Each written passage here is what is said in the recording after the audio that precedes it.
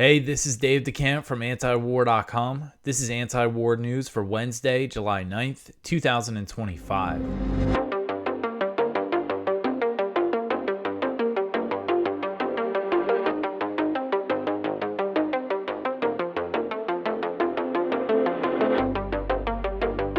All right, the first story at the top of antiwar.com today. Trump holds second meeting with Netanyahu. So Netanyahu got some more FaceTime with President Trump during his visit to Washington on Tuesday. President Trump hosted Netanyahu at the White House for a second day on Tuesday, holding a 90-minute meeting in the Oval Office, and the two leaders were also joined by Vice President J.D. Vance.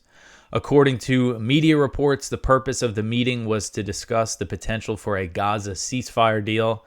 Haaretz reported that following the Trump-Netanyahu meeting, U.S. envoy Steve Witkoff will now travel to Qatar for ceasefire negotiations, although his office said that the trip has not been finalized.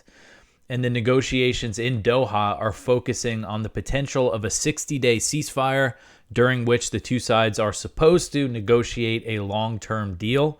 If you remember, Israel and Hamas signed a ceasefire deal back in January, and the idea was to enter negotiations on a permanent truce during the first phase, and Israel never entered those negotiations and then completely ended the ceasefire after the first phase. So Hamas is looking for a stronger guarantee from the U.S. that it is committed to turning the temporary truce into a permanent one. You see the picture here, Trump, Vance, and Netanyahu in the Oval Office. There are conflicting reports on the progress of the ceasefire negotiations. Some have said that the issues over aid deliveries have been resolved, saying that both sides agreed to allow the UN and other international groups to do the aid deliveries. Apparently, Israel was initially saying only the GHF could be involved in that. And now, again, we're having conflicting reports. Most of them are saying now that the main impasse is over Israel's demand to maintain control of what they're calling the Morag Corridor.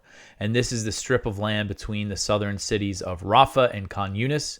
But other reports say that there's been no progress at all. So some are saying, they reached they figured things out on aid, on other issues, but there's saying that there's one main impasse now. But then other reports are saying, nope, there's no progress been made at all. And a Palestinian official told the Saudi Asharq news outlet that negotiations are at a standstill because the Israeli negotiating team is limiting itself to listening rather than negotiating and consulting on every issue with officials back in Israel. They're essentially saying that the negotiators don't actually have a mandate to make decisions. And we've seen Netanyahu do this before. He sends negotiators, but they don't actually do any negotiating.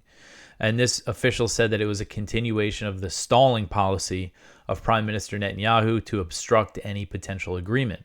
And Jeremy Scahill, who's now works for Dropsite News, said in a post on X that a Hamas official told him that claims from U.S. officials that there was progress are part of a deception game, likely so the U.S. and Israel can blame Hamas for the lack of a deal. The official also mentioned that Israel's demands about the Morag Corridor and its plans to build a camp to concentrate Gaza's civilian population on the ruins of Rafah, which Israeli Defense Minister Israel Katz announced on Monday, are impediments to reaching a deal. Scahill did say that it's a fluid situation and that developments can happen at any moment, and essentially that the bottom line is everybody's waiting for what Trump wants. They were waiting for this second meeting between Trump and Netanyahu. And now it's happened, and we'll see. Maybe we'll get some details about what went on behind the scenes at the meeting. They didn't put out any kind of public statement. Trump is saying that he wants a deal, but it remains unclear if he's willing to put the pressure on Netanyahu to actually reach one, because that's what it will take. It's not clear if he's willing to leverage the military aid and everything. And so in the meantime, the genocide continues, which is Trump is supporting every single day by providing Israel with the weapons and political support and diplomatic cover and all that. And Netanyahu, who is wanted by the ICC for war crimes, received a very warm welcome in Washington. He met with other U.S. officials, including Mike Johnson, who's the Speaker of the House, super pro-Israel. So, just really shameful to see Netanyahu get this big welcome for his third visit to the White House within 6 months. All right, so the next one here, Katz's remarks about concentration camp are hindering ceasefire talks. So Israeli Defense Minister Israel Katz's comments about building a camp on the ruins of Rafah to concentrate the entire civilian population of Gaza are hindering ceasefire negotiations. This was reported by Israeli media because obviously Hamas is strongly against this idea. So I know I kind of just mentioned this in the other story, but there's some other details here I want to go over. So as I covered yesterday, Katz said on Monday that he ordered the IDF to prepare a plan to establish a concentration camp, which he is calling a humanitarian city.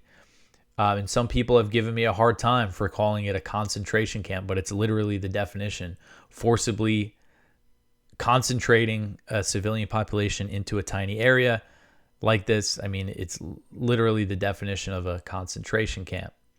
Katz said that the construction could begin during a potential 60-day ceasefire if a deal is reached with Hamas, and that implies that Israel would restart military operations after the truce. So as I said yesterday, one of the motives behind announcing this could be to scuttle the chances of a ceasefire deal.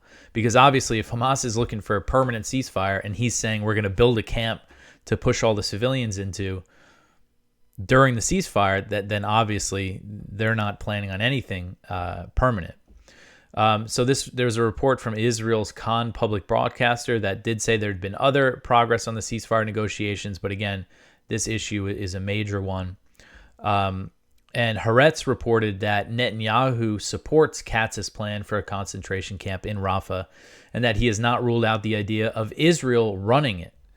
Katz had suggested that international partners such as the GHF could manage the camp from the inside, while the IDF controls security on the outside to prevent Palestinians from leaving. That's another thing about this camp, is that he's saying the Palestinians will not be able to leave, go back into other parts of Gaza. So Israeli officials have made clear that they want the camp would also serve Israel's goal of ethnic cleansing, because they're saying, while they're in the camp, anybody who wants to leave, he's saying that they can't leave the camp and go back into Gaza, but anyone who wants to leave Gaza, and if there's countries willing to take them, then they can go, making it seem like it's this humanitarian thing that they're doing here, giving them this option when clearly we know there's nothing voluntary about this. And so this Haaretz had something interesting in its report that said Ron Dermer, who's Israel's Minister of Strategic Affairs, he's a close aide to Netanyahu, he went and met with U.S. officials before Netanyahu's trip. And according to this report, he had two demands of the Americans. And one of them was that the issue of transferring Palestinians from Gaza, the issue of moving them out of Gaza, must be kept on the agenda. We don't want to drop that. And then the other demand was for the U.S. not to pressure Israel to back down on demanding the exile of senior Hamas leaders and the disarmament of Hamas as conditions for a ceasefire. And according to this report, Israeli officials believe that the U.S. That they got the sense that the U.S. accepted Dermer's demands. All right, so the next one here, the U.S. to spend $1.5 billion building facilities for the Israeli military. The U.S. is poised to spend over $1 billion on building new air bases and various other types of military facilities, Haaretz reported on Tuesday, citing documents and presentations from the U.S. Army Corps of Engineers. The construction projects include building a facility to accommodate Israel's new KC-46 refueling aircraft and a facility for CH-53 helicopters, new headquarters for the Israeli Army's Shayetet 13 Naval Commando Unit, ammunition storage, and other projects. So this is a significant number of military construction projects that the U.S. is going to do inside Israel, and ongoing U.S. construction projects that are happening right now are valued at about $250 million. all of these projects posted by the Army Corps of Engineers. It's about 20 different projects and totals $1.5 billion. And these are things that will be carried out over the next, few years. It will all be funded by U.S. military aid. So the U.S. is spending big here to build military facilities for Israel. And of course, Israel receives $3.8 billion in military aid from the U.S. each year. And I see from the documents, it says it's foreign military financing that's going to be covering this. That is the bulk of the military aid. About $3 billion is foreign military financing, which is a State Department program. It gives foreign countries money to spend on U.S. weapons and things. So they're going to use that to fund these construction projects. And Israel has gotten a significantly more military aid from the U.S. since October 7th. In that first year, they got the U.S. pledged $18 billion in additional military aid to Israel, and also spent billions supporting its wars in the region, bombing Yemen and things like that. All right, so the next one here: Israeli attacks kill 78 more Palestinians in Gaza. So Israeli attacks in Gaza on Tuesday killed at least 78 Palestinians, and medical sources told Al Jazeera, as relentless U.S.-backed Israeli strikes continued and IDF troops continue to gun down people seeking aid. The Palestinian news agency Wafa reported that at least 6 Palestinians, including 3 children, were shot dead by Israeli forces near an aid distribution site run by the U.S. and Israeli-backed Gaza Humanitarian Foundation in the southern city of Rafah. Gaza's health ministry said in its daily update that at least 8 aid seekers were killed over the previous 24-hour period. And Israeli airstrikes included the overnight bombing of a school sheltering displaced Palestinians in the Barej refugee camp, killing at least 4 people. Witnesses said the strike targeted tents in the courtyard of the school, and you could see the aftermath in this picture here: burned up tents and other debris. And they said it's mostly children sheltering at this school. And there's, of course, other strikes on tents in Khan Yunis, in Gaza City, bombings all over the place. And this comes after, I mentioned yesterday, the ambush on Israeli soldiers in Beit Hanun, northern Gaza. I think yesterday the initial report said 6 were killed. It turns out the death toll is 5. But it seems like we saw an increase of Israeli airstrikes following that attack.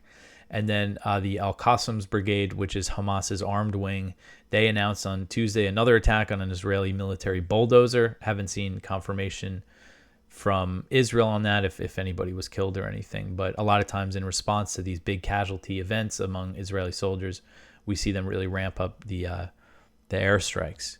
But the atrocities, the horror in Gaza just continues every day, despite all this talk about a ceasefire. All right, so the next one here: Israeli settlers set fire near an ancient church in a Christian village in the West Bank. So a group of Jewish settlers set a fire near an ancient Christian church in the Palestinian Christian village of Taiba in the Israeli-occupied West Bank. This was reported by Nabed El Haya, which is a radio station based in this town, based in this Christian village in the West Bank. And in a joint statement, priests from the 3 churches in Taiba, the Latin Church, which is the Roman Catholic Church, the Greek Orthodox Church, and the Meltite Catholic Church, condemned the attack and asked for action in the face of growing settler violence against the village, which comes amid a spike in settler attacks across the West Bank. So there's been a lot of pressure on this Christian village, and this is the last remaining village in the West Bank where all the residents are Christian. I believe they have the West Bank's only beer brewery. It seems like it would be a cool place to visit, but they are under a lot of pressure here from the settlers. And you could see this picture here. This is the church. What's the name of it? The Historic Church of St. George, built in the 5th century. So these are ancient ruins of this church. And you see the fire like right next to it. So I want to read the statement from the priests, who are Father Daoud Khoury, Father Jack Noble Abed, and Father Bashar Fawadla. They said in a statement, quote, On Monday, July 7th, settlers deliberately set fire near the town cemetery in the historic Church of St. George, dating back to the 5th century, one of the oldest religious landmarks in Palestine. Were it not for the vigilance of local residents and the swift intervention of firefighting teams, the damage could have been far more catastrophic, end quote. The statement also described how settlers are regularly grazing their cattle in Taiba's agricultural lands. The priests said, quote, "These violations go beyond provocation. They cause direct harm to olive trees, a vital source of livelihood for the people of Taiba, and prevent farmers from accessing and cultivating their land," end quote. They also warned that eastern areas of Taiba have become, quote, "an open target for illegal settlement outposts that expand quietly under military protection. These outposts serve as a base for further assaults on the land and its people," end quote. So the priests noted that Taiba was known as Ephraim in the gospel, the place where Jesus withdrew before his passion. So this is a city, a town that was in the gospel where Jesus Christ was. And they said the village's holy Christian population represents a unique presence in the region, a living testimony that dates back to the time of Christ. So Munther Isaac, a Palestinian evangelical Christian pastor and author based in Bethlehem, shared the letter from these priests on X, and he called out U.S. Ambassador to Israel, Mike Huckabee, who, of course, is a Christian Zionist and strongly supports the Israeli occupation of the West Bank, which he calls Judea and Samaria, using the biblical name. And this is, we've seen the settlers emboldened, obviously, by the Netanyahu government, but it seems like there's been a real spike in violence over the past few months, and that they are emboldened now by this new Trump administration, especially when the U.S. ambassador to Israel is so stridently in support of taking this land from Palestinians. So Isaac said, quote, "Ambassador Huckabee, any response about the pleas of your siblings in Christ? This is the result of your Judea and Samaria policy, total immunity to settler violence," end quote. So the three priests based in Taiba called for international action, including investigations of the arson, diplomatic pressure on Israel, church delegations to Taiba, and general support for the residents of the village. So the priests concluded, quote, "We believe that the Holy Land cannot remain alive without its indigenous people. Forcibly removing farmers from their land, threatening their churches, and encircling their towns is a wound to the living heart of this nation. Yet we remain steadfast in our shared faith and hope that truth and justice will ultimately prevail," end quote. So the goal of these settler attacks is to get the Palestinians to intimidate them enough to flee, to feel like they have no future in the West Bank, have no future in their homes. And according to one of the priests who spoke to the Catholic News Agency last month, since last October, more than 10 families have left Taiba due to fear from ongoing violence and harassment. And I believe the population of the village is about 1,300. I should have looked that up. I should have included that in the article. But so again, this is a very special place. And this goes to show, U.S. support for Israel, military aid and everything, supports these settlers who are emboldened and backed up by the Israeli military. And we see this pattern across the Middle East where the U.S. is involved, intervening, supporting people. There's always great harm to the very old, ancient Christian communities there. All right, so the next one here, Iran's foreign minister says the U.S. must rebuild trust before talks. So Iranian Foreign Minister Abbas Araghchi has reaffirmed Tehran's position on future negotiations with the U.S., saying his country is open to diplomacy, but that the U.S. needs to rebuild trust since it backed Israel's attack on Iran during previous talks. So writing in Financial Times, Araghchi touted the progress made in his engagement with the Trump administration in contrast to the previous U.S. administration. He said, quote, "In only 5 meetings over 9 weeks, U.S. Special Envoy Steve Witkoff and I achieved more than I did in 4 years of nuclear negotiations with the failed Biden administration. We were on the cusp of a historic breakthrough." So he's speaking Trump's language a little bit here. And we've seen him do, talk like this before in his messages to the U.S. And Aragshi said that there were several ideas for a win-win solution put forward by the U.S., Iran, and mediator Oman on the issue of Iran's enrichment program, also on the idea of U.S. sanctions relief on Iran, and then saying Israel blew it up. So I've kind of been covering this a lot. I won't get too much into the deception and everything, but essentially Iran's position still, because we saw Witkoff the other day say that talks are expected to begin within a week. Iranian officials are still saying that they need better guarantees from the U.S. Aragshi says they don't want negotiations under the threat of war. And we see Trump saying, if they restart enrichment, we're going to bomb them again. So I think the U.S. is going to have to do some sort of real good faith gesture toward Iran to get them to agree to continue negotiations. And he also said that the U.S. should look out for its own interests over Israel's. He said, quote, Trump's promise of America first is in practice being twisted into Israel first. The choice is America's. Will the U.S. finally choose diplomacy, or will it remain ensnared in someone else's war? End quote. All right, so the next one here. Iran trades oil to China for air defenses. So this is an interesting one from Kyle Anzalone at the Libertarian Institute. Following the aggressive Israeli war against Iran, Tehran is importing air defenses from China and paying Beijing in oil. So according to the Middle East Eye, Iran has taken possession of Chinese surface-to-air missile batteries as Tehran rapidly moves to rebuild defenses destroyed by Israel during their 12-day conflict. The officials did not say how many surface-to-air missiles or SAMs Iran had received from China since the end of the fighting. However, one of the Arab officials said that Iran was paying for the SAMs with oil shipments. Has started the war with a surprise attack on June 13th and disabled much of Iran's air defenses. So this is interesting, though, to see that, because China has provided economic relief for Iran as a place to sell its oil, and now we're seeing this report that they're also sending air defenses. I haven't seen this confirmed by Iran or China, but I was checking out Iranian media, and I saw on one of their state news sites they had a story. It was based on the Middle East Eye report, but they had this story up there. And this is a factor. I'm sure Iran is already preparing. With the situation, they're not going to wait to try to rebuild. I mean, I'm sure that they're in the process of trying to rebuild what they can when it comes to their military assets that they lost in the war.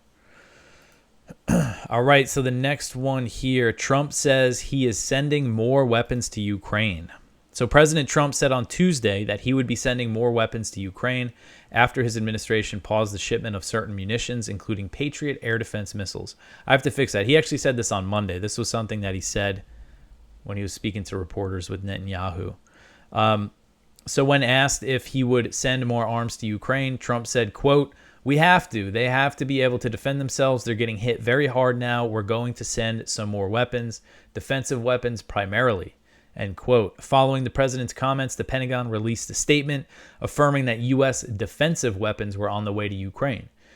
Pentagon spokesman Sean Parnell said, quote, "At President Trump's direction, the Department of Defense is sending additional defensive weapons to Ukraine to ensure that Ukrainians can defend themselves while we work to secure a lasting peace and ensure the killing stops," end quote.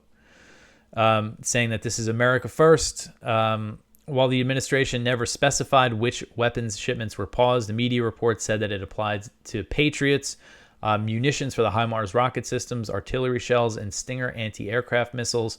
It's unclear. We don't know if they're resuming all of these things. I mean, they're specifically saying defensive weapons, so that means it could just be the air defenses. But according to a report from Axios, Trump decided to resume the weapon shipments after speaking with Zelensky during the call. Trump promised to immediately send 10 Patriot interceptors. And Trump told Zelensky he wasn't responsible for the pause, that he was caught off guard by it, saying he only ordered a review of U.S. military stockpiles. I guess that's why after the call, Zelensky said it was their best conversation ever, because Trump said, "Oh, I don't know what happened. Don't worry, we're going to restart the weapon shipments." So the war continues, and there's just no end in sight at this point, and it's a real shame. All right, so the next one here, trainers use amputee actors to prepare Ukrainian soldiers for war. This is another article from Kyle Anzalone. This was originally published at judgenap.com. Kyle's been writing for Judge Napolitano's website a bit, so we're reprinting some stuff from there.